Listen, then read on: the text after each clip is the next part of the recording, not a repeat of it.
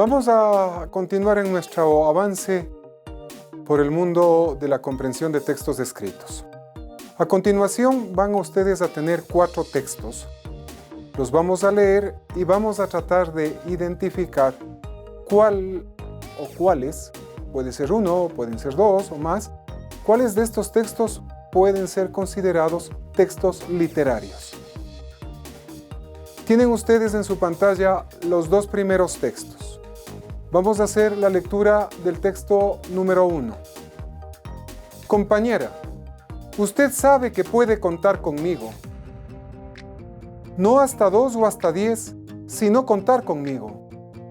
Si alguna vez advierte que la miro a los ojos y una veta de amor reconoce en los míos, no alerte sus fusiles ni piense que deliro.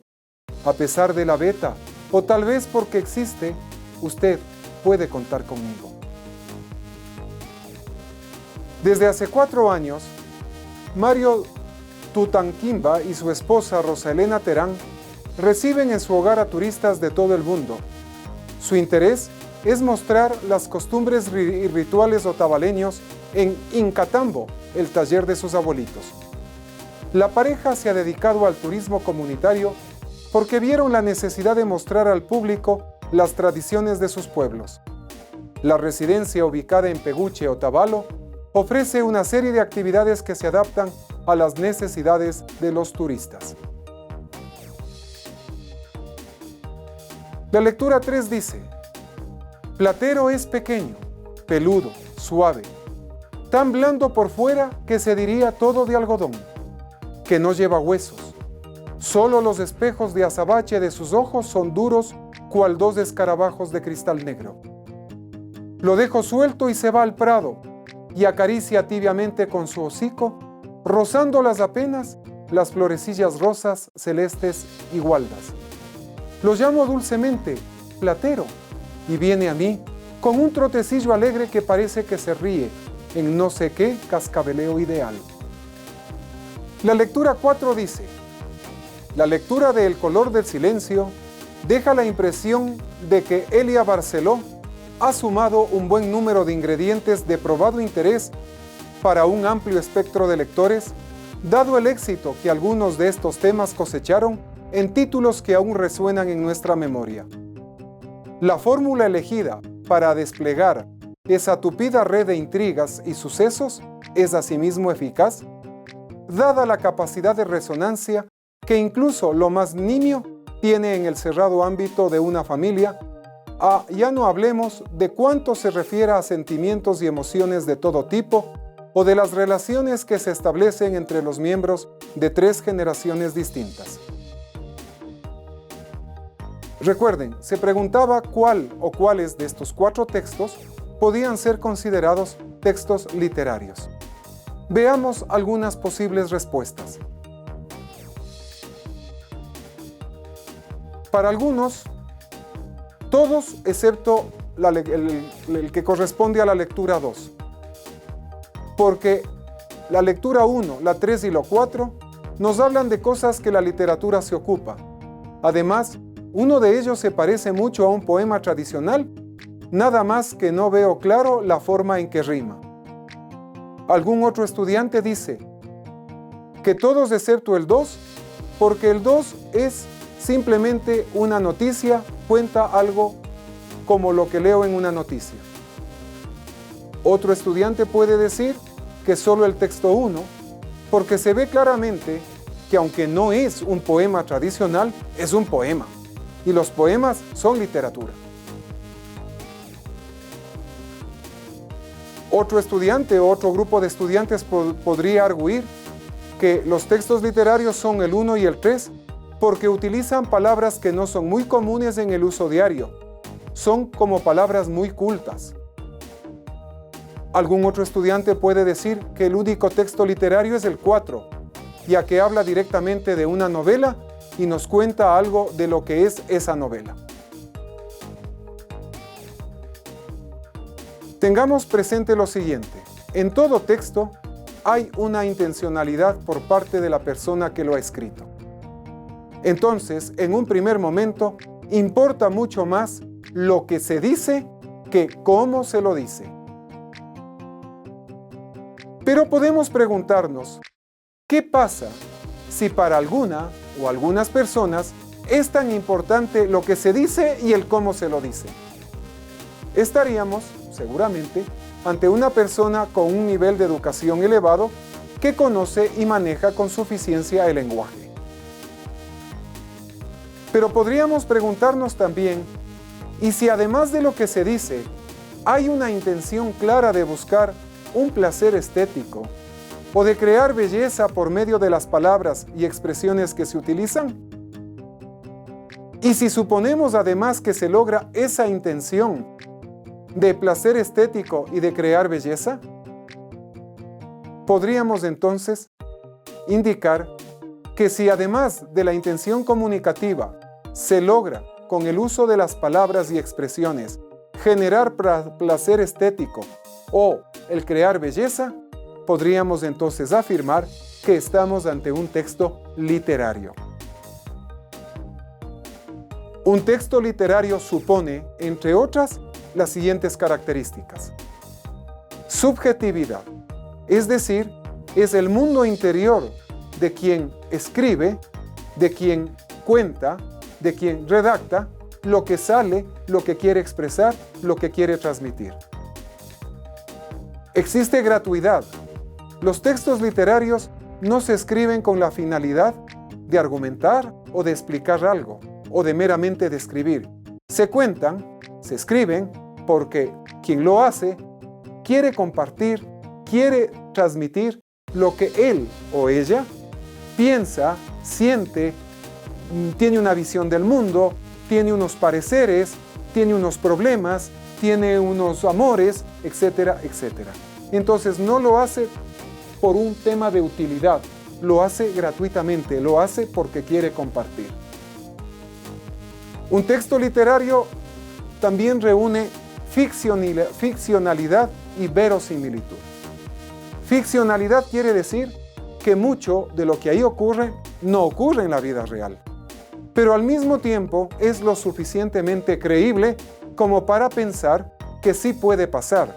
Y es por ello que muchas veces cuando leemos un texto literario nos identificamos con los personajes que sufren situaciones, que tienen problemas, que se parecen, dicho de otra manera, muchísimo a nosotros. Un texto literario predomina con la función del lenguaje poético, la intencionalidad no solo de contar algo, sino de hacerlo con belleza. Primacía de la función poética del lenguaje. Existe en los textos literarios el uso de un lenguaje connotativo por encima del lenguaje denotativo. Recuerden, el lenguaje denotativo es lo que las palabras en sí mismos significan, la definición que encontramos en un diccionario, por ejemplo. Pero en el texto literario predomina el lenguaje connotativo, es decir, lo que esas palabras significan ya para nosotros. La carga emotiva, la carga de valoración afectiva, la subjetividad que se esconde detrás de cada uno de nosotros, le da a ciertas palabras, a ciertos términos, a ciertas expresiones, un significado distinto de aquel que encontramos en los diccionarios o enciclopedias. En un texto literario predomina también la utilización de ciertos recursos, llamados recursos literarios, que se los emplea para generar belleza o placer estético. Son muchos los recursos literarios, por mencionar unos pocos: metáforas, hipérboles, símiles, elipsis, etcétera, etcétera. Se utilizan además recursos de forma novedosa, ingeniosa, no dichos antes. Si hoy en día alguien dice, tus dientes son como perlas, está repitiendo algo que se viene diciendo desde hace 5 o 6 siglos. Por lo tanto, no hay ingenio, no hay novedad. Los textos literarios se caracterizan por generar ingenio, por generar novedad. Y además, los textos literarios se caracterizan por la creación de nuevas formas y palabras para expresar el mundo interior. Muchas veces el lenguaje cotidiano, el lenguaje del día a día, no es suficiente para transmitir aquello que estamos experimentando, aquello que estamos sintiendo. Entonces, los escritores literatos los escritores que hacen literatura, ¿qué es lo que generan? Nuevas formas, inventan incluso palabras que tratan de explicar ese mundo interior que acontece en cada uno de ellos. Por lo tanto, a partir de estas características que hemos mencionado, revisemos cuál o cuáles de los 4 textos leídos hace un momento son literarios. En el texto 1 podemos descubrir las siguientes características literarias. Recuerde, el texto 1 era esa especie de poesía, llamemos de este momento especie de poesía. Hay un predominio de la función poética, es decir, si uno lo vuelve a leer, va a descubrir que hay un predominio de esta función. Se busca transmitir algo de forma bella, de forma pulcra. Hay el uso de recursos literarios como la metáfora, por ejemplo en la expresión "no alerte sus fusiles". Transmite el mundo subjetivo, es decir, el amor que siente o empieza, en este caso, quien ha escrito el poema, por la persona que hace mención, por su compañera. La lectura en voz alta genera un ritmo, una armonía, una cadencia en el texto. Por lo tanto, sin lugar a dudas, podemos concluir que la lectura número 1, el texto 1, es un texto literario. Veamos ahora qué sucede con el texto número 2. El texto 2 nos cuenta de forma objetiva lo que hace la pareja de Mario y Rosa Elena: atender a los turistas para transmitir las tradiciones, las costumbres, el folclore de los pueblos a los cuales ellos pertenecen. No hay una presencia del mundo subjetivo, sino del objetivo, lo que ellos hacen, no lo que ellos sienten, lo que ellos actúan, no lo que ellos vivencian por dentro al hacer aquello que hacen. Tampoco se evidencia el uso de recursos literarios. Por lo tanto, podemos decir que estamos, en el caso de la lectura 2, ante un texto no literario.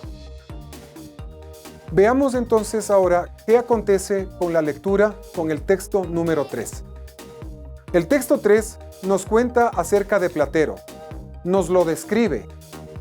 Hay presencia de recursos literarios, por ejemplo en las expresiones espejos de azabache, escarabajos de cristal negro. Se vivencia un mundo interior a través de la valoración por el uso de los adverbios. Recuerden, en el texto hay las palabras tibiamente, dulcemente, y el empleo, el uso de ciertos adjetivos como alegre, suave, blando, no es una descripción que se queda meramente en lo objetivo. A través del uso de los adverbios y de los adjetivos, el autor del texto nos está transmitiendo una vivencia, lo que en este caso Platero significa para él. Por lo tanto, podemos decir que estamos ante un texto literario. ¿Qué ocurre con el texto número 4? Hay un uso correcto del lenguaje, hay una valoración que no va cargada de la subjetividad, nos está dando el parecer que tiene el autor o autora del texto ante una novela, nos da argumentos acerca de lo que piensa sobre esa novela en concreto. Ahora bien, no porque se hable de una novela, quiere decir que se hable de un texto literario. Es decir, el texto número 4 habla acerca de la literatura, pero no porque hable de literatura, el texto 4 en sí mismo ya se convierte en un texto literario. Da la impresión, porque no está el texto completo, que el escrito es una crítica literaria, es decir, una valoración que alguien que conoce da, en este caso, sobre esa novela en particular. Por lo tanto, podemos decir que estamos ante un texto no literario.